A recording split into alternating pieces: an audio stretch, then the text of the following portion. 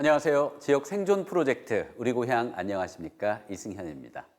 인구 감소와 수도권 집중으로 지역의 존립 자체가 위협받고 있는 요즘 가장 중요한 이슈로 손꼽히는 게 교육입니다. 교육의 다른 이름은 바로 미래이기 때문인데요. MBC 강원 영동, 충북, 대전, 광주, 목포, 제주 MBC가 공동으로 마련한 프로그램 7번째 시간 교육이 바뀌어야 지역이 산다. 지금 시작합니다.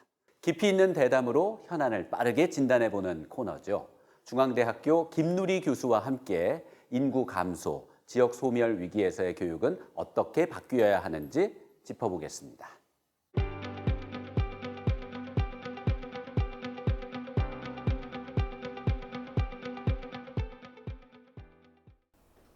예, 안녕하세요. 예. 사실은 한국인이라고 하면은 교육에 관심이 없는 사람 없을 거예요. 교육에 의해서 행복해졌다기보다는 고통을 많이 받았지요. 저는 이제 독일에서 한 8년 정도 공부를 할 기회가 있었는데요. 그때 독일 교육을 보면서 아니 어떻게 이런 교육이 가능할까 하면서 한국 교육을 좀 되돌아보게 됐고요. 그러다 보니까 제가 갖게 된 생각은 한국 교육은 이건 교육이라고 부를 수 있는 그러한 행위가 아니다. 교육이 아닌 정도를 넘어서 사실은 반교육에 가깝다.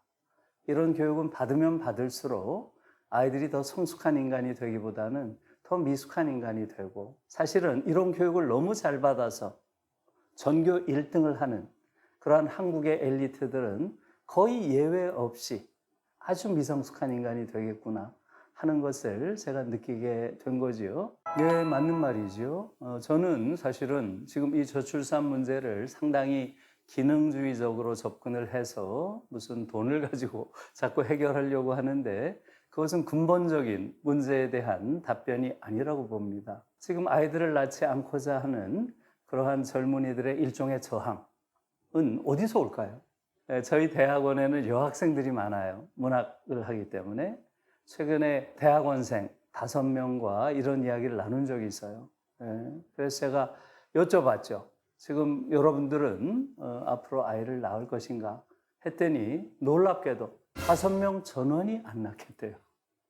제가 그걸 보고 정말 좀 충격을 받아서요.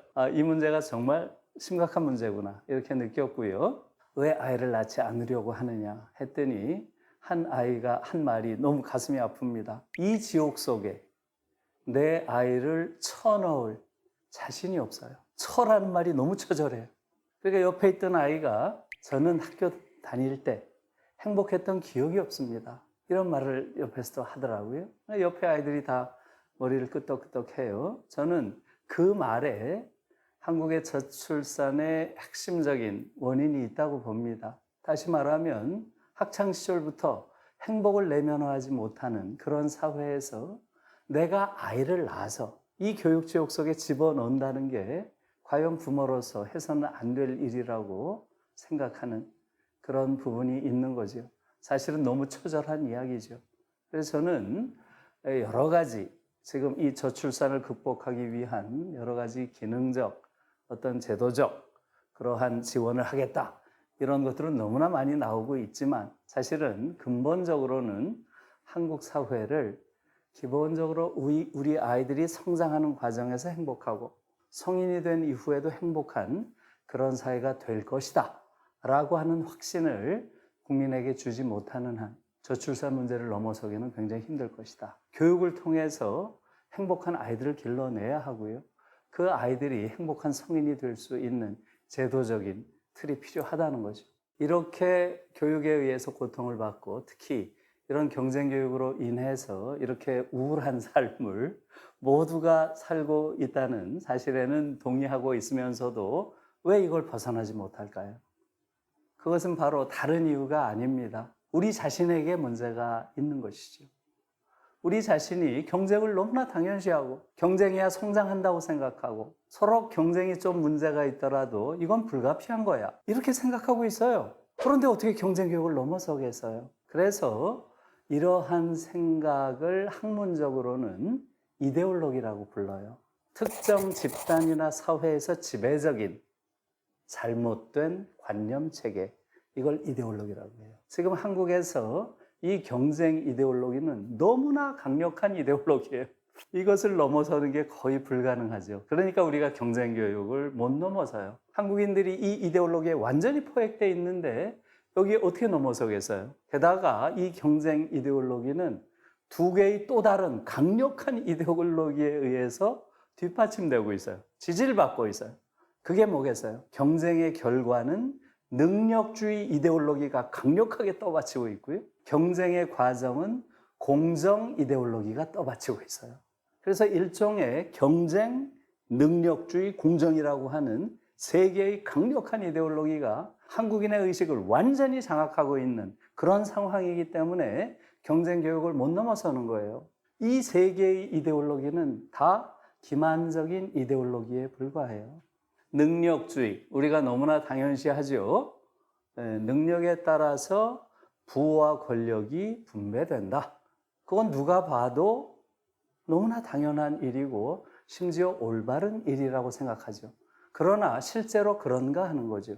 한국인들은 자신의 불행의 원인을 사회 구조에서 찾지 않아요. 내 무능에서 찾도록 어려서부터 길들여져 있습니다. 그렇기 때문에 자신의 불행의 원인을 자신에게서 찾고 그 결과 자기를 죽입니다. 너무나 끔찍한 이야기죠. 여러분 어떻게 생각하세요? 우리가 너무나 능력주의라는 걸 당연시하지만 사실은 이것은 일종의 이데올로기에 불과하다는 거예요. 경쟁 이데올로기 마찬가지고요. 공정 이데올로기도 마찬가지예요. 공정은 간단히만 얘기할게요. 지금 한국은 전 세계에서 가장 불평등이 심한 나라 중에 하나입니다. 이렇게 기울어진 운동장이에요. 여기서 공정한 잣대를 대면 누가 이기겠어요? 이 공정이라는 이데올로기가 한국인들의 의식을 완전히 장악하고 있는데 이 공정 이데올로기야말로 신자유주의가 만든 최악의 허위의식입니다. 그야말로 완전히 허위의식이 지배하는 사회라는 걸 보여주는 거예요. 저는 거기에 대해서 분노합니다. 교육을 군정한다기보다는 군사주의적 교육관, 병영적 교육관을 긍정하는 거죠. 그것이 효과를 거둔 시기가 있었죠. 우리가 저개발 또 아직 개발도상국 상태에 있었던 그런 상황에서는 그런 규율에 기반한, 성실성에 기반한, 남의 것을 열심히 모방하는 데 기반한 그러한 규율 교육이 필요한 때가 있었죠. 그것은 그야말로 과거의 일이죠. 우리는 그런 교육을 기반으로 압축 성장을 한 게 사실입니다. 그러나 이제는 더 이상 그러한 교육은 우리의 발전에 저해가 될 뿐이죠. 우리에게 지금 필요한 것은 바로 압축 성장이 아니고요. 이제는 성숙한 사회로 가는 것이죠. 그러니까 우리가 압축적으로 성장할 수 있을지는 모르지만 압축 성장이란 건 없습니다. 이제는 각 개인 하나하나가 가지고 있는 잠재력을 최대한 발현시키는 그러한 교육이 우리에게 필요한 거죠. 교육과 경쟁 교육에 대한 한국인들이 가지고 있는 생각, 이 자체가 너무나 잘못되어 있기 때문에 우리는 이것을 극복하기가 어려운 거죠. 어찌 보면 인류의 역사라고 하는 것은 해방의 역사였죠. 노예 해방, 여성 해방, 노동 해방. 끊임없이 인간은 보다 큰 자유의 영역으로 해방되어 와서요. 인류가 해방되어 오는 과정에서 가장 어려운 해방은 뭘까요? 자기 자신으로부터의 해방이에요. 내가 가지고 있는 잘못된 생각, 여기서 벗어나는 게 너무 어려워요. 그래서 인류가 완전한 해방에 이르지 못한 거죠. 자기 자신으로부터의 해방. 내가 가지고 있는 생각들, 이데올로기들이죠. 아까 말로 하면. 지금 특히 교육과 관련해서 가장 중요한 것은 바로 우리가 잘못된 교육 이데올로기에 포획되어 있다는 거죠. 경쟁, 능력주의, 그 공정이라고 하는 이러한 야만의 트라이앵글에 우리가 포획되어 있기 때문에 어렵다고 했죠. 그것을 넘어서는 것이고요. 저는 세 가지를 주장을 합니다. 첫째, 대학 입학 시험을 없애라.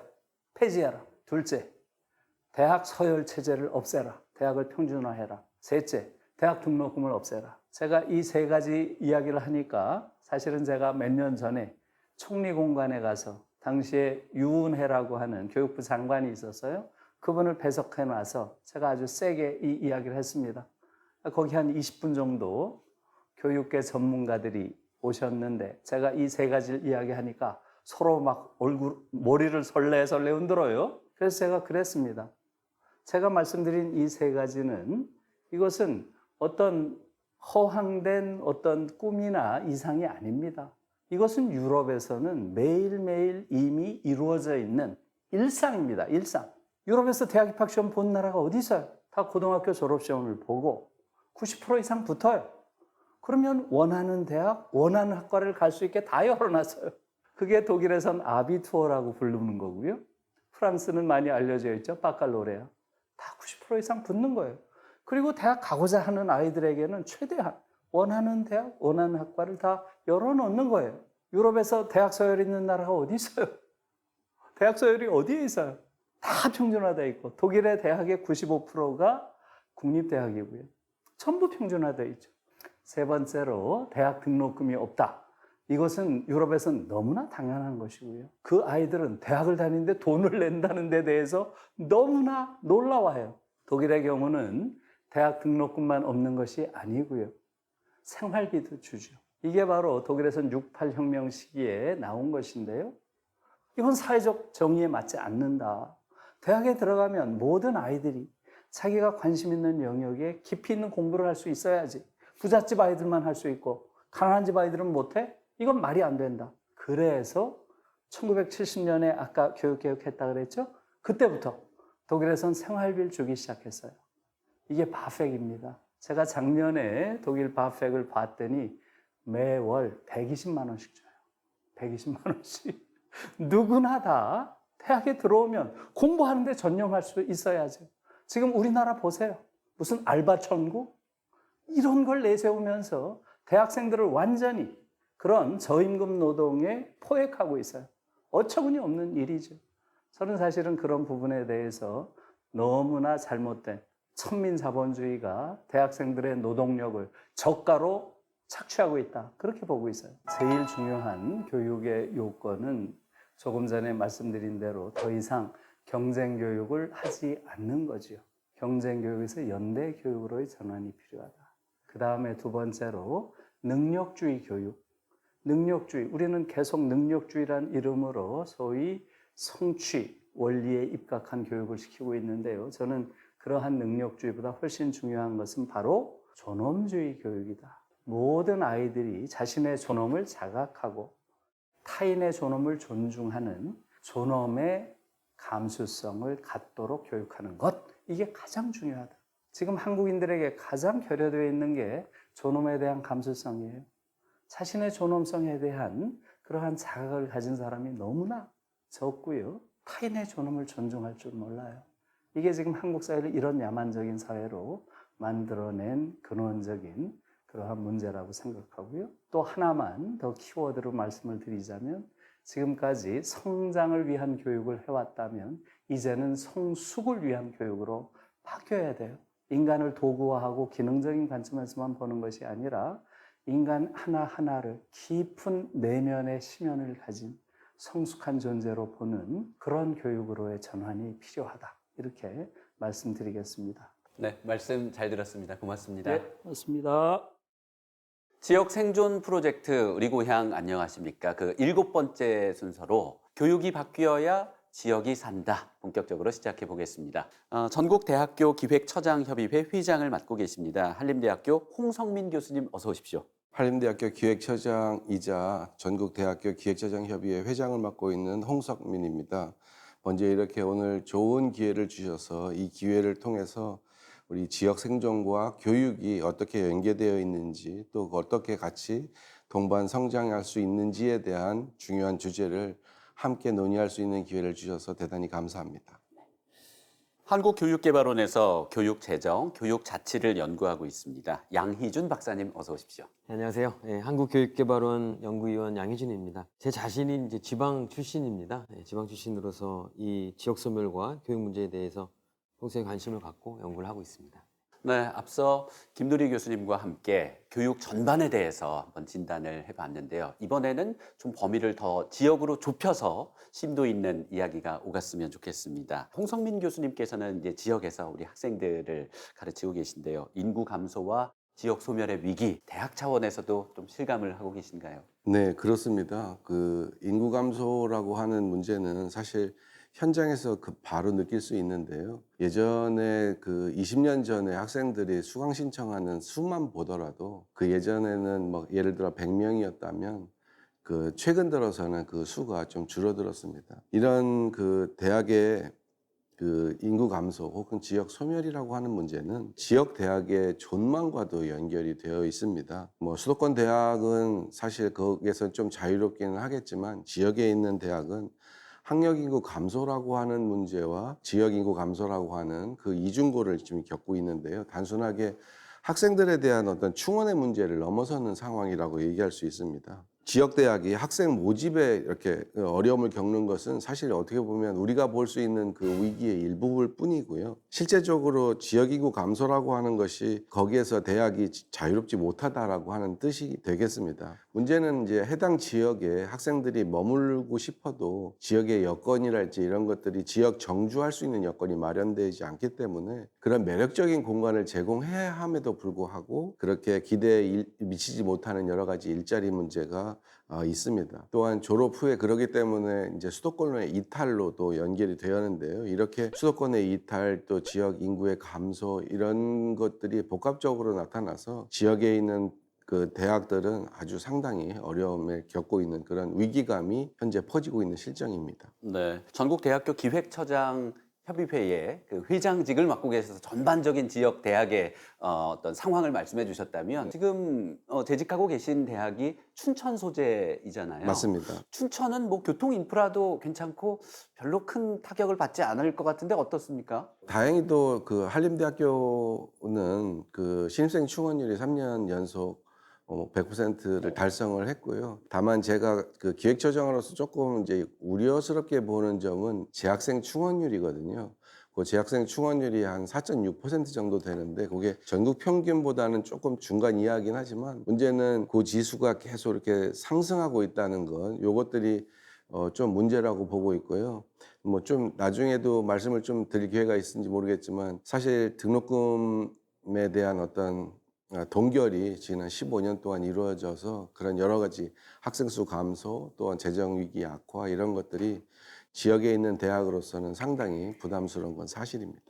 양희준 박사님께서는 한국교육개발원에서 초중고등학교 교육 그리고 재정, 교육 재정, 자치 이런 부분을 연구하고 계시죠. 인구 감소에 뭐 대응하는 많은 연구들이 있을 것 같습니다. 앞에서 그 교수님께서 말씀하셨지만 학생 수가 굉장히 많이 줄고 있죠. 그러니까 다 아시겠지만 이제 초중고 학생 수만 보면은 한 지난 20년간 한 32% 정도, 중학생은 한 29%, 고등학생은 한 35% 정도 줄었습니다. 그러니까 2000년대 초반만 해도 초등학생이 한 400만 명 선이었거든요. 지금 이제 260만 명까지 이제 내려가고 앞으로 더 내려갈 걸로 이제 예상이 되죠. 저희가 연구를 해보면 그 지방으로 가면 그 비율이 더 커집니다. 예를 들어서 우리가 이제 도지역이라고 하는데 뭐 강원도라든가 전라북도, 전라남도, 경상북도 이런 도지역 같은 경우에는 초등학생이 거의 한 지난 20년간 한 40% 이상 이렇게 감소를 했고 중학생도 한 37% 이상 그리고 고등학생도 42% 이상 이렇게 감소했거든요. 학령 인구의 감소는 굉장히 심화되고 있다고 볼 수가 있고 그 이제 대학에도 영향을 줍니다만 고3 학생보다 대학 입학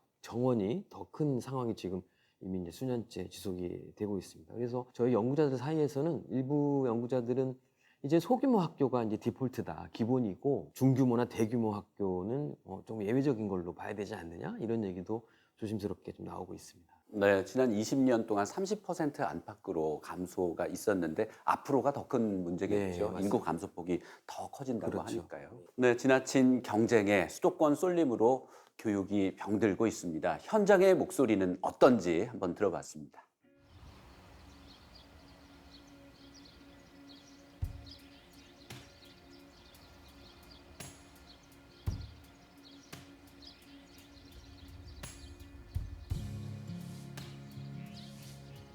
현재 무한 해제 남초등학교 상황은 좀 어떻습니까? 신입생 1학년이 없고요. 2학년, 3학년이 같이 공부하는 복식 학급이고요. 4학년, 5학년이 또 한 교실에서 공부하는 복식 학급. 그리고 6학년 이렇게 해서 3개 반이 있고 이제 특수학급까지 해서 4개 학급이 운영되고 있습니다. 이 상태가 지속된다면 이제 통폐합으로 나중에는 갈 수밖에 없지 않을까 걱정이 됩니다. 또 아까 말씀드렸다시피 2개 학년을 담임쌤이 한 분이 가르치는 그런 상황이다 보니까 조금 학생들 입장에서도 이렇게 배움에 있어서 좀 약간의 제한되는 상황이 있을 수 있고요. 그러다 보니까 이왕이면은 좀 더 지원이 더 필요한 상황이 될 것 같습니다. 시골의 작은 학교들이 지금 갈수록 폐교 위기에 놓여 있는데요. 이것은 학교만의 위기가 아니라 학교가 사라지게 되면 주변의 상권이라든지 주변 마을이 사라지는 경우가 되는 것 같습니다. 학교가 폐교되면 이 마을에 더 많은 이렇게 위기 상황이 올 거라고 생각됩니다. 시골의 작은 학교 좋은 점이 굉장히 많습니다. 학부모님들도 또 교육청에서도 더 관심 가져주셔가지고 시골의 작은 학교들을 살리는데 좀 더 힘을 보태주셨으면 고맙겠습니다. 2024년 초당대학교 입학 수급 현황 먼저 알려주시죠. 20년 전인 2004년의 경우에 1,660명의 정원이었는데 그로부터 정확히 20년 후인 지금의 경우를 보니까 717명까지 정원이 이렇게 줄어들게 되었습니다. 거의 반토막 이상의 정원이 사실상 줄어들게 된 셈입니다. 잘 아시다시피 인구 소멸, 또 지역 소멸, 수도권 과밀화 이런 복합적인 영향 요인으로 인해서 사실 이제 지역 대학들이 굉장히 어려움이 있다라고 봐도 과언이 아닐 것입니다.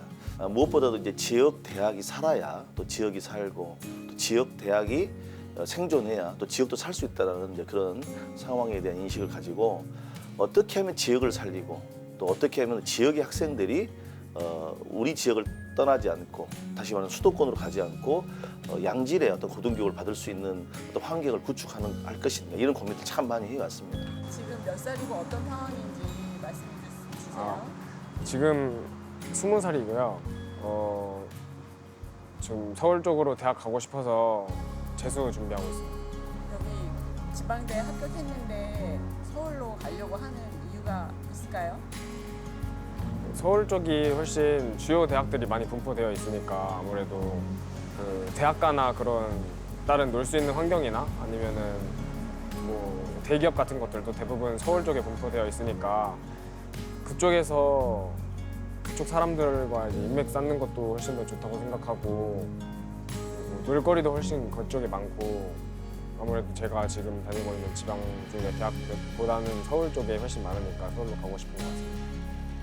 지금 학생처럼 생각하는 친구들 많이 있나요? 어때요? 다라고 말은 못하지만 그래도 90%는 다 서울로 가고 싶어하는 것 같아요. 아는 형 같이 다니는데 학교 선배 같이 다니는데 그 형도 지금 삼수하고 계시고 네. 그래서 주변에서는 웬만하면은 그냥 공부 안 해서 내가 공부를 못 하니까 그냥 아무 대학이나 그냥 대학이라도 가고 싶다 하는 친구들 아니면은 웬만하면은 공부를 조금 못 해도 한 번 더 해서 내가 잘해진 다음에 서울로 노려보겠다 하는 친구들이 거의 과반수인 것 같아요. 우리 교육이 이른바 인서울을 목표로 질주하고 있습니다. 인구 감소에도 주요한 원인으로 지목되고 있는데요. 김두리 교수님, 여기에 대해서는 어떻게 생각하시나요? 홍 교수님 말씀이 참 그 핵심을 딱 짚으신 것 같아요. 지금 학력 인구 감소, 또 지역 인구 감소 이게 그냥 두 개가 일종의 이중고로 겹쳐버려서 지금 굉장히 심각한 상태인 것 같고요. 거기에 이제 국제적인 비교를 하자면 지금 한국처럼 이렇게 대학의 병목 현상이 특정 지역에 몰려있는 이런 사례는 없습니다. 이거 아마 전 세계에서 유례가 없는 현상일 거예요. 소위 스카이라고 하는 게 전부 서울에 있잖아요. 이런 나라는 제가 기억하기로는 없어요. 어느 나라나 대학이 소위 명문대학이 있는 그러한 구조라 하더라도 이게 여기저기 이렇게 분포되어 있는 것이지 한 곳에 그냥 딱 몰려가지고 이른바 대학 병목 현상이 극단화되어 있는 그러한 경우가 지금 서울이고요. 그래서 이 현상을 지금 풀어내야 되는 거죠. 그래서 여기에 대해서는 뭐 여러 가지 방법이 있겠지만 저는 이제 한 20년 전부터 서울대를 없애야 된다. 서울대를 정점으로 한 이러한 교육 질서가 한국 교육을 불가능하게 하는, 정상적인 교육을 불가능하게 하는 아주 근본적인 문제이기 때문에 서울대를 없애야 된다 이렇게 주장을 했는데 경희대학교 김정용 교수가 서울대 10개 만들기 이렇게 주장하고 나와가지고 저와 좀 다퉜어요. 저는 없애야 된다는데 이분은 10개 만들어야 된다니까. 그래서 조금 이야기를 들어보니까 이분이 저보다 훨씬 더 현명한 분이죠. 거점 지방 국립대를 살려서 10개 정도를 전국적으로 만들어내면 지금과 같은 극단적인 지역에 따른 대학의 병목 현상, 이것은 좀 없앨 수 있는 게 아니냐. 이분이 이제 그렇게 하는 거죠. 지금의 이런 극단적인 대학 병목 상태를 넘어서는 그러한 핵심적인 방법은 김종영 교수가 저는 첫 발을 내딛는 방법을 제시했다고 봐요. 거점 국립대학부터 일단 서울대 수준으로 많은 지원을 통해서 만들어 놓으면 지금과 같은 병목 현상을 상당 부분 뚫어낼 수 있을 것이고요. 그 다음 단계는 국립대학 전체를 네트워킹해서 이제는 어느 국립대학이든 그 내부에서는 차별이 없고 서열이 없는 상태를 만들어야 할 것이고요. 그 다음에 이제 사립대학, 많은 사립대학의 경우 사립대학을 점진적으로 국공립화해야 한다 하는 게 이제 저의 생각이에요. 지금 한국 교육의 사실 핵심적인 문제는 사립대학 비율이 전 세계에서 가장 높다는 거죠. 87%가 지금 사립대학이고요. 국공립대학이 13%밖에 되지 않는 아주 극단적인 사립대학이 너무나 많은 구조인데요. 이것을 바꿔가는 이러한 과정도 같이 필요하다 이렇게 봅니다. 자, 이 지역에서 인구가 감소하면서 초중 고등학교에 지금 학생들이 없어서 굉장히 큰 문제시 되고 있는데요. 이 부분에 대한 연구는 어떻게 이루어지고 있나요, 양 박사님? 불과 몇 년 전만 해도 이제 학생 수 감소 그러면은 주로 이제 출생아 수의 감소 이 문제가 원인이다 이렇게만 봤던 경향이 좀 강했습니다. 저희 이제 교육개발원에서도 이제 수년째 연구를 해오고 있습니다만 통계를 살펴보면 학생 수 감소의 정도가 이제 지역별로 좀 차이가 큽니다. 그리고 학교 급별로도 또 차이가 있고요. 예를 들어서 지난 20년간 아까도 말씀드렸습니다만 이제 전국적으로 학생 수가 줄었습니다만 뭐 경기도의 중학생과 고등학생은 오히려 학생 수가 많이 늘었습니다. 그리고 또 제주도 같은 경우도 다른 지역에 비해서 그 감소의 폭이 훨씬 작습니다. 그 이제 농촌 지역과 도시 지역을 이렇게 또 구분해서 또 살펴봤을 때도 농촌 지역 같은 경우에 그 학생 수가 줄어드는 속도나 정도가 훨씬 빠르고 정도도 크고 이제 그렇게 되는 거를 이제 알 수가 있었는데요. 이제 조금 분석을 해보니까 이제 도시 지역과 비교했을 때 농촌 지역은 출생아 수의 감소의 영향도 있지만 동시에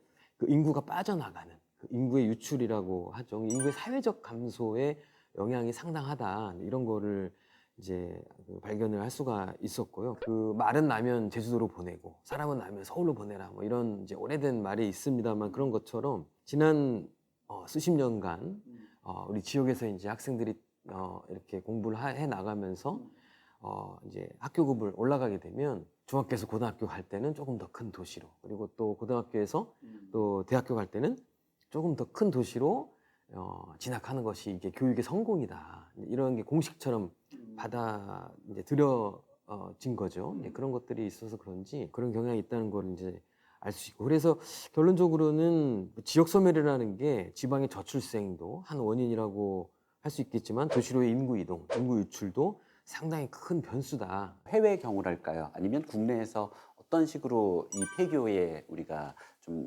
대응을 해야 될까요? 사실은 제가 이 교육 문제 강연을 한다고 하면서 전국을 다 가봤어요. 그리고 아주 조그만 초미니 학교들도 저를 청해주면 다 가서 봤는데 제가 가서 보니까 가장 많은 데가 전북이더라고요. 전북 지역이 가장 그 미니 학교들이 많았고요. 그 전북 지역에 당시에 김승환 교육감이 계셨는데 이분이 그 독일에서 공부를 하신 분이에요. 그래가지고 아무튼 폐교되는 그 학교들을 최대한 막으려고 이렇게 해서 아마 많이 지켜내신 것 같아요. 그러니까 이제 초등학교인데 뭐 학생 수가 한 뭐 20-30명밖에 되지 않는 이런 학교들이 이제 많이 있었는데 제 개인적인 인상으로는 무슨 학교가 이렇게 좋나. 유럽에 있는 앵간 학교보다 훨씬 좋다. 시설도 너무 좋고 아이들의 표정도 너무 좋고 학부모님들도 너무 행복하고 그리고 그서 밥해주는 아주머니들도 전부 아이들 이름을 알고 서로 전부 이름으로 부르고 세상에 이렇게 이상적인 학교가 다 있나 이렇게 사실 느꼈어요. 제가 받은 느낌은. 그러니까 그런 데서 자라나는 아이들은 서울에서 이런 소위 강남에서 자라는 아이들과는 완전히 다른 인류가 될 것이다. 학부모들 또한 많은 분들이 서울에서 또는 대도시에서 온 분들이 많더라고요. 아이들이 좀 행복한 그런 학교를 다닐 수 있게 하려고 이주를 했다는데 대부분이 만족이세요. 그래서 이 폐교 문제라고 하는 것도 다각도의 그런 해결책을 모색할 필요가 있고요. 오히려 새로운 교육의 가능성을 열어줄 수도 있지 않을까 말씀을 드리고 싶습니다. 네, 김누리 교수님께서는 교육을 개혁해야 된다, 혁신적으로 바꿔야 한다는 주장 하고 계신데요. 네. 사실 교육 개혁은 김 교수님뿐만이 아니라 많은 분들이 주장하고 계신데 네. 김 교수님의 방향은 어떤 건가요? 저는 지금 한국 교육은 개혁으로 되지는 않고요. 그야말로 혁명적인 변화가 필요하다고 생각하고 있습니다.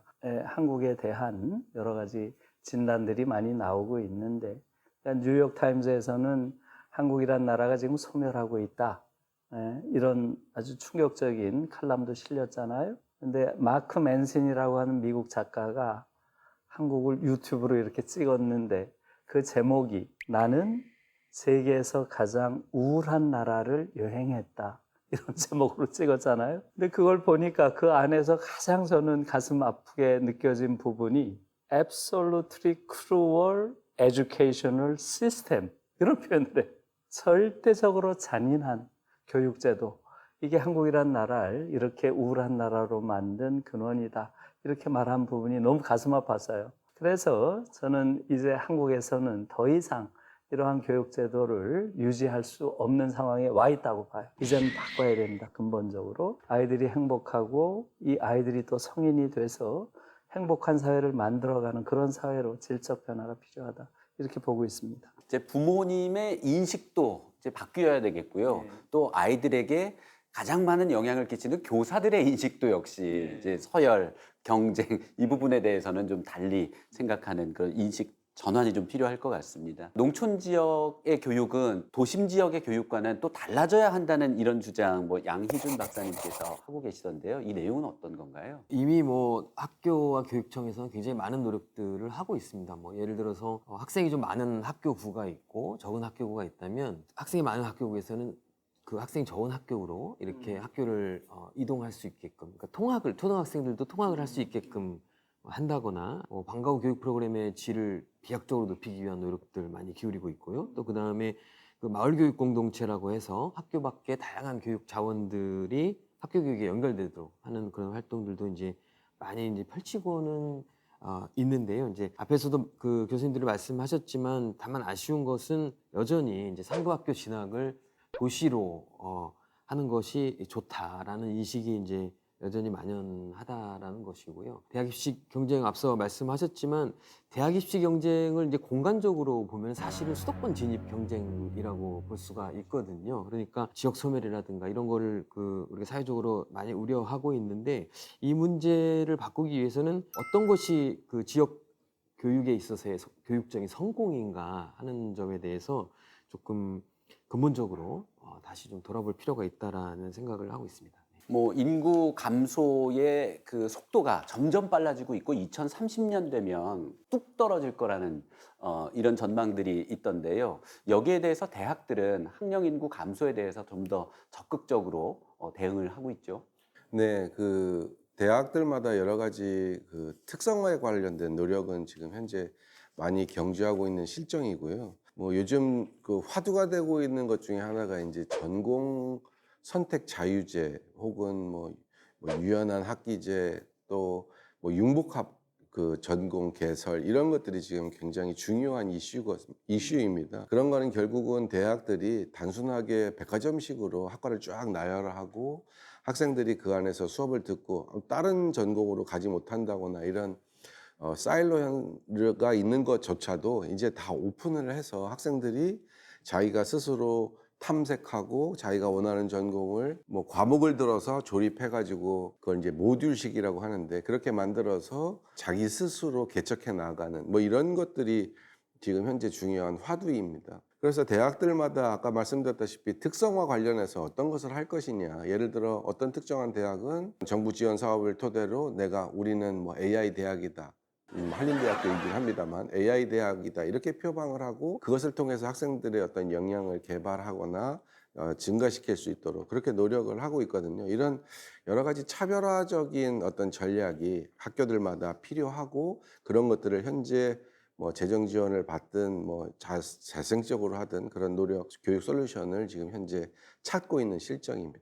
양혜준 박사님께서는 지방 소멸 시대의 농촌 교육, 우리가 몰랐던 진실들이라는 책을 펴내셨는데요. 그 안에는 현장의 목소리, 다양한 사례들을 담아놨더라고요. 거기서 이제 작은 지역일수록 학부모들의 역할이 중요하다, 뭐 이런 내용도 포함이 돼 있어요. 그 책에서 이제 3개의 군 지역을 저희가 사례 연구로 이제 했었는데요. 학교 교육을 그 질적으로 이제 그 좋게 만들려면 학부모들이 교사와 협력을 잘 하는 게 필요하죠. 그러니까는 학부모들이 교사와 협력을 잘 하고 긴밀하게 그 교육에 관여하게 되면 교육의 많은 부분들이 좋아집니다. 그러니까 교사와 학부모들이 일관된 입장에서 일단 학생들을 지도할 수가 있으니까 학생들 입장에서는 굉장히 안정성이 이제 높아지게 되는 부분들이 있고요. 특히 농촌 지역의 학교 같은 경우에는 어떤 그 교육 자원이라고 할까요? 리소스가 많이 부족한 경우가 있는데 학부모들이 교육 과정을 보조하거나 아니면 직접 그 방과후 학교의 프로그램에 이렇게 그 강사로 참여를 하거나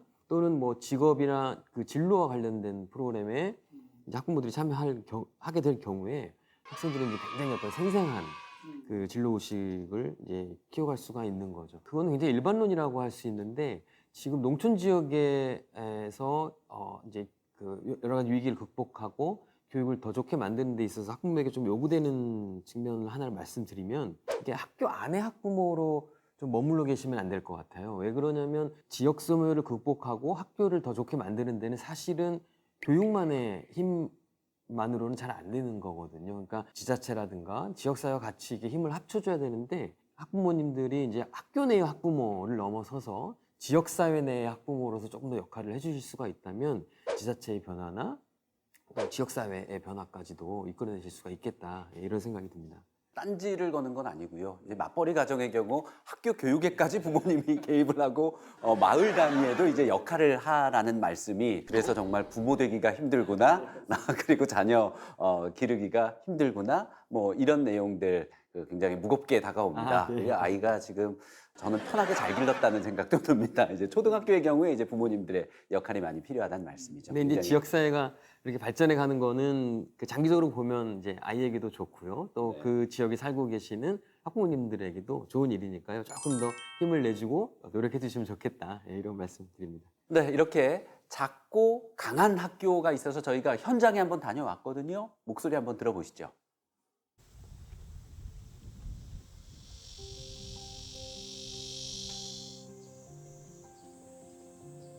일주일에 한 두세 번 정도 오고 뭐 저희 애들도 학교를 다니고 있고 학부형도 만나고 선생님과 면담도 하고 그래서 자주 오는 편입니다. 참 학교가 중요하고요.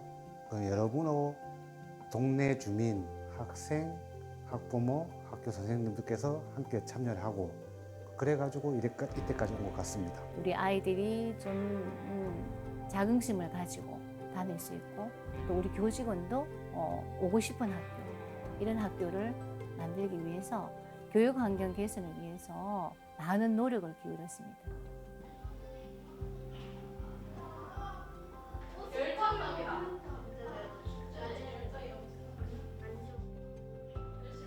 농어촌학교 이제 사례 보시면은 학교들이 노력했다거나 학부모가 노력했다거나 지역이 노력했다거나 이런 건 있는데 저희가 다른 사례를 봐도 우리처럼 이 세 개가 같이 이게 뭔가 맞아떨어지는 학교가 잘 없었어요. 타이밍이 잘 안 맞거든요. 학교가 노력하기에 너무 늦었을 수가 있고 학부모들이 노력하기에 너무 늦어버릴 수가 있어요. 왜냐하면 학교가 너무 작아져 버리면 이미 이 반등을 하기에는 좀 시기가 늦을 수 있거든요. 그런 의미에서 저희는 참 운이 좋았어요. 교장선생님도 자주 하시는 말씀이 그 정말 위기의 시점에서 그 타이밍에 어떤 운적인 요소도 더해지면서 기회가 여러 개가 동시에 왔다는 거죠. 선생님, 뭐 지역의 학교, 뭐 유치원 모든 것들이. 그래서 저희는 교육 공동체라고 우리는 요즘에 교육가족이라고 하지만 그 교육가족 간에 협력이 아주 잘 된다. 도시 살다가 귀농을 했는데 여기 와보니까 막상 유치원 때나 저학년 때는 잘 모르겠던데 학원의 필요성이 좀 느껴지더라고요. 특히 뭐 어릴 때는 예체능을 같이 해주면 너무 좋으니까 그러고 있던 찰나에 학원은 너무 멀고 다 제가 픽업을 해야 되는 상황이고, 그런데 마침 또 학교에서 이렇게 강사 공문도 있는 터였고, 저도 전공자로서 우리 애들만큼은 또 이렇게 예체능을 가르쳐 주고 싶다는 생각이 들어서 이렇게 지원하게 됐고, 학교에 서로 도움이 되지 않을까 싶어서 강사 활동을 하게 되었습니다. 저희 학교는 일단 방과 후 과목이 너무 다양해서 좋고요. 실제 도시는 무슨 수업을 하나 하려고 해도 굉장한 재료비부터 시작한 그런 부담이 되게 큰데, 여기는 실제 엄마들이 저학년 때는 이걸 전공하고 싶다고 쉽게 시작할 수가 없거든요.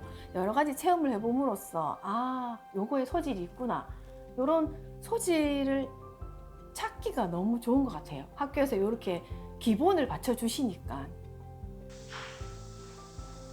저희들 비안면 같은 경우에는 물론 학생들도 많이 유입이 되었지만 9년 전에 운영위원장을 할 당시에는 학생 수가 비안초등학교에 9명이 있었습니다.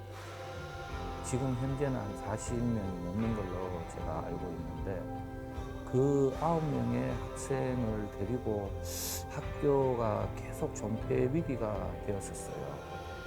그래서 제가 가감히 지역위원 하면서 운영위원장을 맡아가지고 그때 그 당시에 유치원을 만들게 되었습니다. 면민들이 모두 다 동참을 하여 비안초등학교 유치원을 만들게 되었고, 그 이후 유치원 만들고 난 후부터는 이제 학구 통폐합이라든지, 그 다음에 뭐 쌍호초등학교하고 연계하여 이제 통폐합 문제라든지 이런 부분을 가감히 비안면에서 시도를 하여서 지금 현재는 학생 수가 많이 부른 걸로 알고 있습니다. 아주 그렇게 보면 저는 이 비안초등학교 가면은 아주 뿌듯하게 생각을 하고, 이 모든 부분이 이 비안을 알릴 수 있는, 그리고 학생을 유입할 수 있는 모든 시설을 다 갖추어 놨기 때문에 학생이 많지 않겠나, 이런 생각이 많이 듭니다.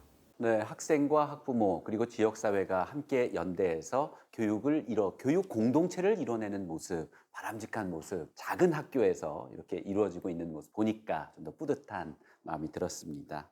양 박사님은 이 부분에 대해서 이제 많은 연구 있었는데요. 거기 초등학교 때는 이게 가능할 텐데 중고등학교 올라가면 이건 어떻게, 연계성은 어떻게 되는지요? 오히려 그 초등학교를 넘어서서 또 중학교와 고등학교 단계에서는 아이들이 이제 미래 직업 세계나 진로와 관련된 고민들이 심화되는 시기이기 때문에 지역사회와 관련된 고민을 더 이렇게 시켜줄 필요가 있는 게 지금의 현실인 것 같습니다. 일례로 일본의 사례인데요.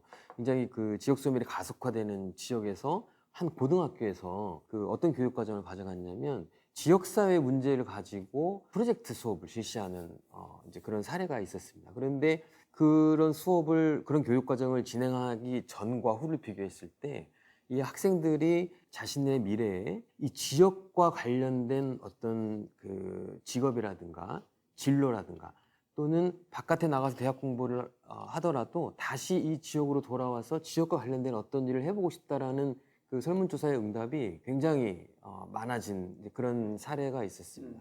그 학생들이 아까도 말씀이 있었습니다만 다 도시로 가서 사람들이 선망하고 선호하는 직업을 가지고 싶어하는 경향이 강해지고 있다고들 하지만, 학생들에게 어떤 교육의 내용을 제공하느냐에 따라서는 이 지역사회와 관련된 문제의식을 더 키워줄 수 있고, 그것이 사실은 지역의 소멸을 극복하고 지역의 발전으로도 연결될 수 있는 좋은 계기가 될 수 있는 거거든요. 그래서 중학교와 고등학교에서도 사실 지역사회와 관련된 교육, 그런 문제의식을 던져주는 교육, 이것은 굉장히 중요하다, 이런 말씀을 드릴 수 있겠습니다. 홍성민 교수님, 대학 교육도 뭐 글로컬 인재를 양성하고 뭐 로컬 크리에이터를 양성하고 이런 것도 이제 대학생들이 지역사회와 연계하는 이런 방향으로 나아가고 있죠? 맞습니다.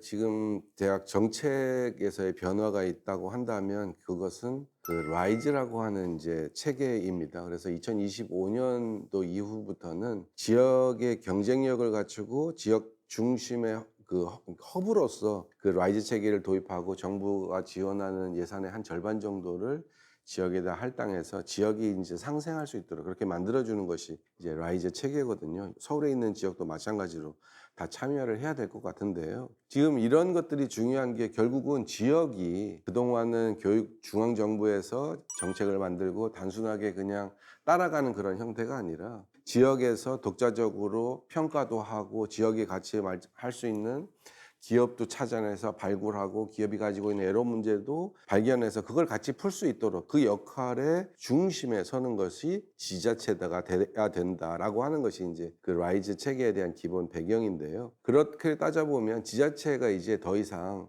학교는 학교대로 지자체는 지자체대로 이렇게 머무를 수는 없다라고 하는 거죠. 그래서 그런 연대가 중요한데 예를 들어서 우리 한림대학교 예를 들어서 안 됐습니다만 한림대학교는 마이크로 캠퍼스라고 하는 것을 강원특별자치도 18개 기초지자체에다가 설치를 했습니다. 18개를 이제 최종 목표고요. 지금 현재 3개의 이제 마이크로 캠퍼스를 설치했는데 그게 일반 대학 캠퍼스처럼 그런 게 아니라 일반 공공기관 그 안에 사무실을 얻어서 기업이 찾아오고 또 우리 교수가 찾아가서 그 기업과 지역이 가지고 있는 문제조차도 환경이면 환경 문제 이런 것들을 같이 풀고 그 예산을 저희가 준다는 거죠. 학생들은 한 달 유연학기제를 통해서 예를 들어 양양이나 화천 이런 데 가서 한 달 살기를 하고 그 문제를 해결할 수 있어서 그걸 프로젝트화 해가지고 제출하면 그것으로 학점을 주고 이런 것들이 지역사회와 함께 더불어 성장할 수 있도록 하는 제도가 된다라고 하는 얘기고요.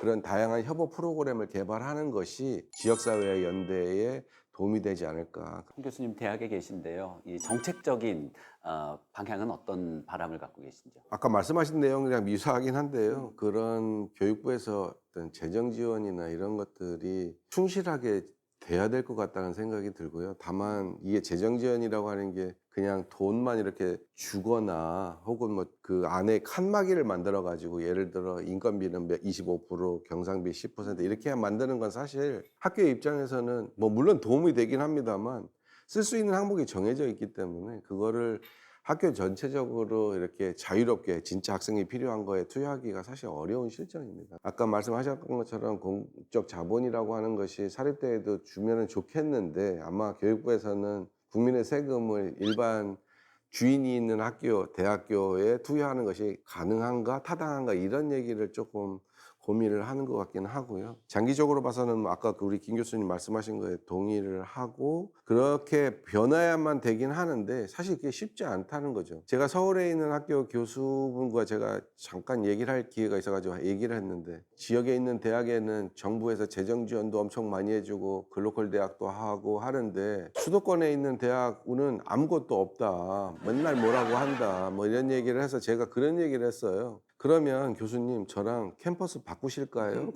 그랬더니 그건 안 된답니다. 그러니까 기본적으로 위치가 가지고 있는 장점을 충분히 인지하고 있고요. 이런 얘기가 안 됐습니다만 여러 가지가 잘 돼야 된다라고는 하지만 사실 가지고 있는 기득권은 사실 내려놓기가 좀 힘들다. 이런 생각이 들었습니다.